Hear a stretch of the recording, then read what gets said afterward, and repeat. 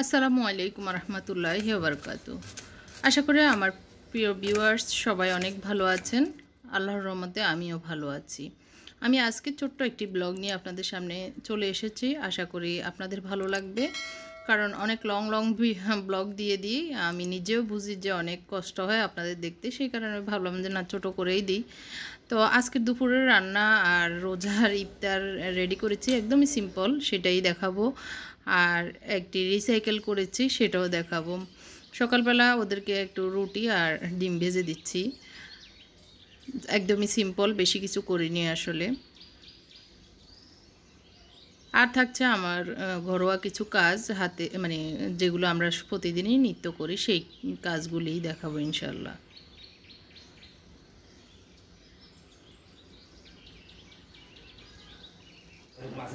না, সিম্পল সিদ্ধ আটার রুটি আর ডিম ওদেরকে দিয়েছি খেতে।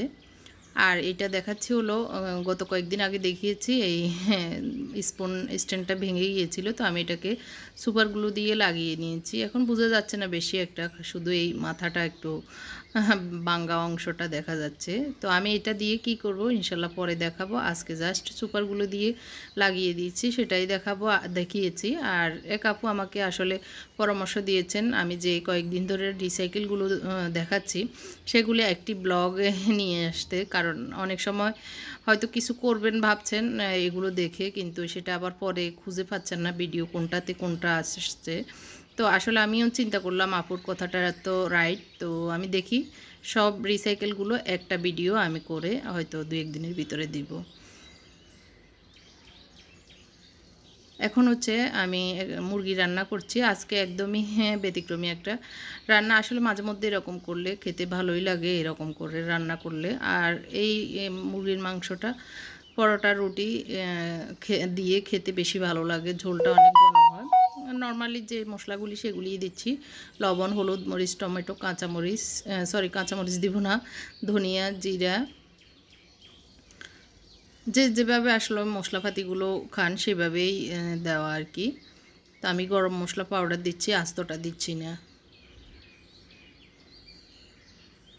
আর আমি আজকে মুরগিটা রান্না করছি কাঁকরোল আর আলু দিয়ে, অল্প একটু মুরগির মাংস আর কাঁকরোল আলু দিয়ে, মানে সবজি টাইপেরই রান্না। তো একটু আদা রসুন দিয়ে দিচ্ছি, দিয়ে ভালো করে কষিয়ে আমি চুলাটা বন্ধ করে দেব, নামিয়ে নিব আর কি পাতিলটা, এগুলো মশলাগুলি ঠান্ডা হওয়ার জন্য।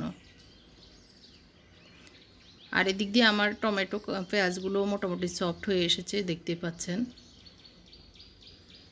আমি আরও 5 মিনিটের মতো এটাকে ভেজে নিব এই মশলাগুলিকে। এখন মোটামুটি হয়ে গিয়েছে, আমি নামিয়ে নিচ্ছি। ঠান্ডা হওয়ার পরে আমি ব্লেন্ড করে নিচ্ছি ব্লেন্ডার জগে নিয়ে। এই মশলাগুলি ব্লেন্ড করে যদি মুরগির মাংস দিয়ে রান্না করা হয় খেতে খুবই টেস্ট হয়, আর ঝোলটা অনেক ঘন হয়ে যায়।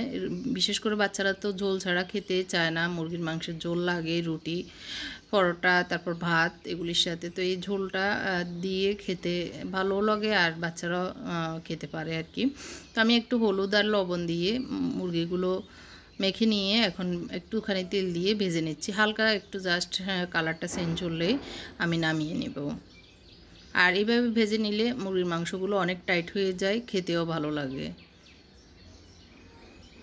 প্রথম যখন এই ফার্ম মুরগি বেরিয়েছে আমরা ছোটোবেলায় দেখেছি আমার আম্মারা সবসময় রান্না করতেন এরকম ভেজে, তেলে ভেজে তারপরে মশলাপাতি দিয়ে রান্না করতেন। তো এখন আমি একটা কাঁকরোল আর একটা বড় আলু দিয়ে এগুলোকেও সেম তেলে ভেজে নিচ্ছি।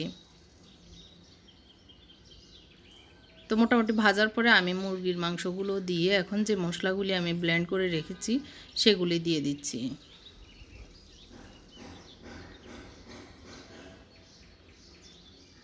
তো অনেক ঘন হয়ে গিয়েছে, আমি একটু পানি দিয়ে দিব।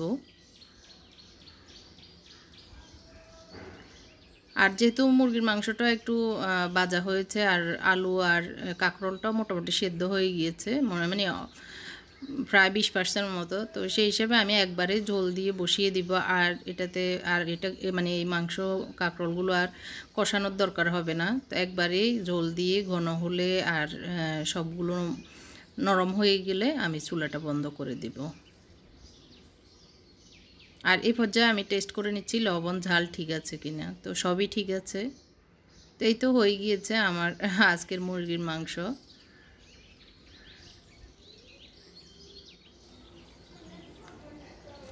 খুবই টেস্ট হয়েছে। তো এখন যেগুলো এলোমেলো আছে সেগুলো রেখে দিচ্ছি। এখানে একটু মুরগির বুকের মাংস মেখে রেখেছি আদা রসুন দিয়ে, সেগুলো ফ্রিজে রেখে দিচ্ছি। এখন চলে এসেছি রুমগুলো গুছানোতে। তো মুনতাসিরের রুমটা গুছিয়ে নিচ্ছি প্রথমে। তারপরে আসলে আজকে একটা রিসাইকেল টেবিল ক্লথ দেখাবো কিভাবে করছি। তো আপনারা ট্রাই করতে পারেন।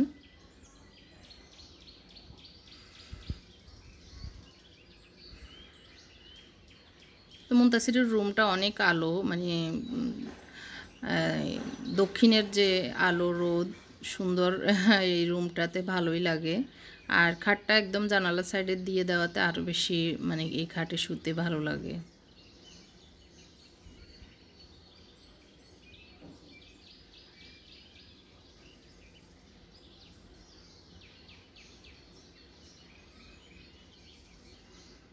তো এক খাট গুছানো হয়ে গিয়েছে, এখন আমি মুনতাসিরের খাটটা গুছিয়ে নিচ্ছি।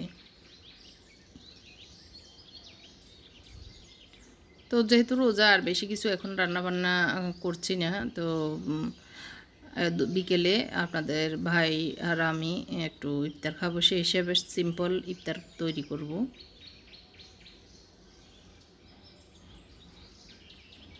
তো এই চাদরগুলো অনেক পুরনো, আসলে এখন ইউজ করে হ্যাঁ শেষ করে দিতেছি। আসলে অনেক, ওরা যখন ছোট ছিল তখনই আমরা মালয়েশিয়া থেকে এই চাদরগুলো নিয়েছিলাম। তখন আসলে সস্তা মনে হয়েছে তখন, আর ওরাও ছোটো ছিল। 2011 সালে যখন গিয়েছিলাম তখন নিয়েছি।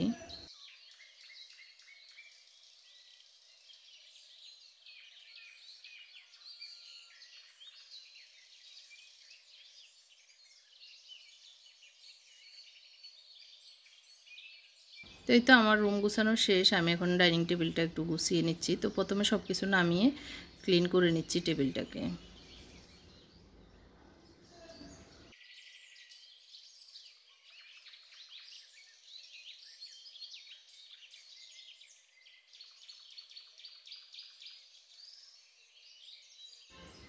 রমজানের ঈদের আগের যে ব্লগটি দিয়েছি সেটাতে আমি দেখিয়েছিলাম সার্ভিং ডিশটা আমি কিভাবে বানিয়েছি। সেটা এক আপু জিজ্ঞেস করেছেন কিভাবে খুলবেন। তো আগামী ব্লগে দেখাবো ইনশাল্লাহ, তখন দেখে নেবেন কিভাবে খুলতে হয়। তো এটা হচ্ছে আমার অনেক পুরনো একটা চাদর। এই চাদরগুলো একদিকে মানে খুব সস্তা, 200-250 টাকা দিয়ে নেওয়া। তো আর এটার সাথে বালিশের কভার থাকে না, তো শুধু চাদর। তো অনেক দিন ইউজ করেছি, কিন্তু আসলে এই যে সুন্দর কালারটা নষ্ট হয়নি। তো ভাবলাম যে আসলে টেবিল ক্লথ বানিয়ে ফেলি। কিছুদিন টেবিল ক্লথ একটা ইউজ করলে আর আমার আরেকটা করতে ইচ্ছে করে, মানে কয়েকদিন পর পরে চেঞ্জ করতে ইচ্ছে করে। তো ভাবলাম যে এটা যেহেতু অনেক দিন ইউজ করেছি আর এখন না করলেও চলে, অনেক চাদর আছে। তো আর এই চাদরটা অনেক হেভিও, মানে ভারী, নড়াচড়া করবে না বিছিয়ে দিলে। আর দেখতেও একটু কালারফুল লাগছে। আমার চেয়ার যেহেতু কালো আর সাদা অফ হোয়াইট টাইপের, তো এটা একটু মানে খুব কালারফুল মনে হচ্ছে। তো ভাবলাম যে এটা দিয়ে আমি আজকে চাদর মানে টেবিল ক্লথ বানিয়ে নিই। তো সেটাই করছি। তো এটার মাপ নিয়ে আমি সাইডে যেটা বেশি ঝুলে আসছে সেটা আমি কেটে নিব, সেটাও একটা রানার হয়ে যাবে সেই খেয়ালে। তো আমি প্রায় 18-20 ইঞ্চির মতো এক্সট্রা, মানে এটা বেশি ঝুলে যায়। এটা যেহেতু মানে 6 ফিট 7 ফিট খাটের চাদর আর কি, অনেক বড়। তো সেই হিসাবে আমি মাপ নিয়ে এটার আলাদা করে রানার হবে এরকম সাইজ করে কেটে নিচ্ছি। আর এমনিতেও অনেক ঝুলে থাকবে, একদম ছোট না, টেবিলের পরেও কিন্তু অনেক বেশি বাইরের সাইডের দিকেই ঝুলে আছে। তো আপনারাও এরকম করতে পারেন ট্রাই। হ্যাঁ, সবসময় আসলে টেবিল ক্লথ কেনাটাও অনেক সময় পসিবল হয় না। জিরো কস্টে আমরা এরকম আমাদের টেবিলটা আসলে ঘরে থাকা জিনিস দিয়ে সুন্দর করে সাজিয়ে রাখতে পারি, আর একটু রুচিরও পরিবর্তন হবে, দেখতেও ভালো লাগবে। তো এখন আমাকে মুনতাসির হেল্প করতেছে, ও এক সাইডে ধরেছে, আমি এক সাইডে ধরে একদম সোজা সুজি লম্বালম্বি করে কেটে নিচ্ছি।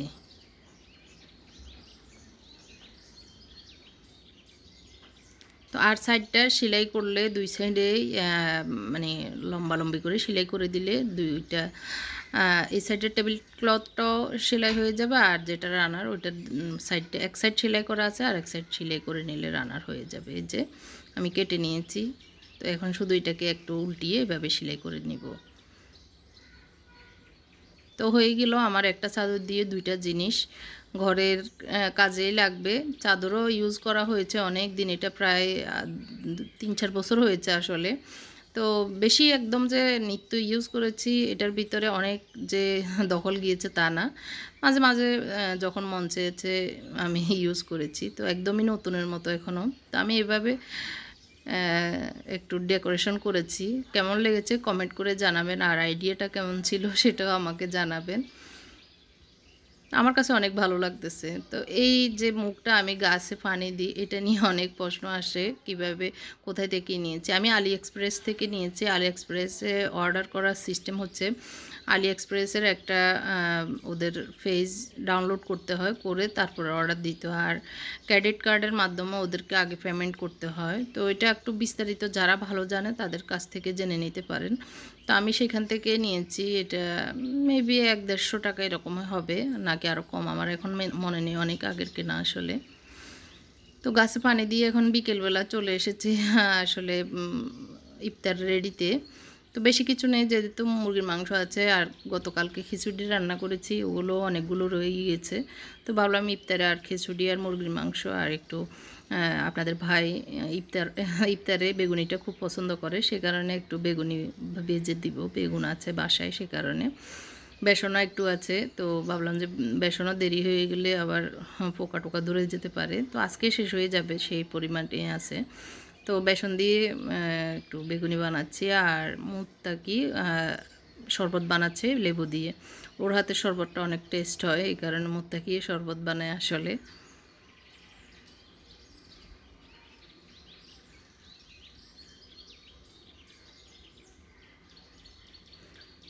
তো 6-7-8 তারিখের রমজানটা একটু বেশি সোয়াব, কারণ আইএমএবিসের রোজা, মানে চাঁদের হচ্ছে 13, 14, 15 তারিখ, সেই হিসেবে 6 রোজা আর সোয়াবও পাওয়া যাবে, আইএমএবিসের মানে সোয়াবও পাওয়া যাবে। এক আপু প্রশ্ন করেছেন বাচ্চারা থাকতে চাচ্ছেন ওনার, এখন থাকা যাবে কি না। অবশ্যই থাকা যাবে, বাচ্চারা থাকলে তো আল্লাহ আরও বেশি খুশি হন, আল্লাহ আরও বেশি সোয়াব দিবেন, থাকতে পারবে। আর ওরাও অভ্যস্ত হবে মায়ের সাথে বাবার সাথে থাকতে থাকতে, ওরাও ওদের জীবনে পালন করতে খুব সহজ হবে, মানে ওরাও অভ্যস্ত হবে।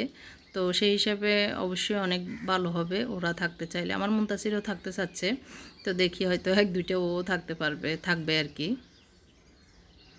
আমার বড় দুইজনও বলতেছে, কিন্তু আমি বলতেছি না থাক, আসলে বড়দিন না, অনেক বড় রোজা, আবার আগামী বছর আল্লাহ যদি বাঁচিয়ে রাখে থাকতে পারবে।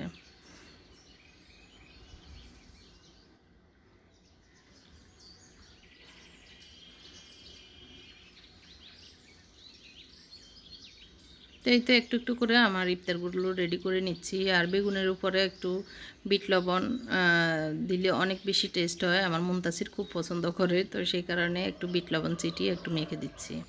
এই রিমাইন্ডারটা প্রতি ব্লগে দিতে আমি ভুলে যাই আসলে, সবাই সবার ব্লগে বলেন, যেটা হচ্ছে আমার মানে যারা আমার চ্যানেলে নতুন এসেছেন, আমার চ্যানেলটিকে এখনও সাবস্ক্রাইব করেননি, প্লিজ আমার চ্যানেলটিকে সাবস্ক্রাইব করবেন এবং পাশে থাকা ছোট্ট বেল বাটনটিও চাপ দিবেন। এই কথাটা আসলে প্রতিটি ব্লগে বলা উচিত, সবাইকে স্মরণ করিয়ে দেওয়া, কিন্তু আমি ভুলে যাই।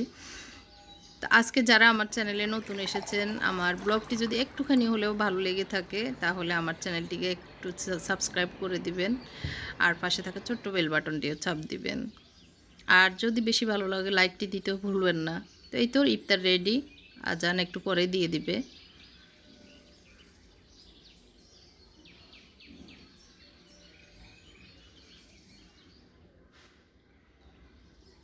তো ইফতার পরে যে ধোয়া দাইগুলো হয়েছে সেগুলো ধুয়ে নিয়েছি, আর একটুখানি আছে সেগুলো ধুয়ে আমি শুকাতে দিয়ে একটু রেস্টে চলে যাব। সারাদিনই টুকিটাকে অনেক কাজ খুঁজে খুঁজে হলেও করি।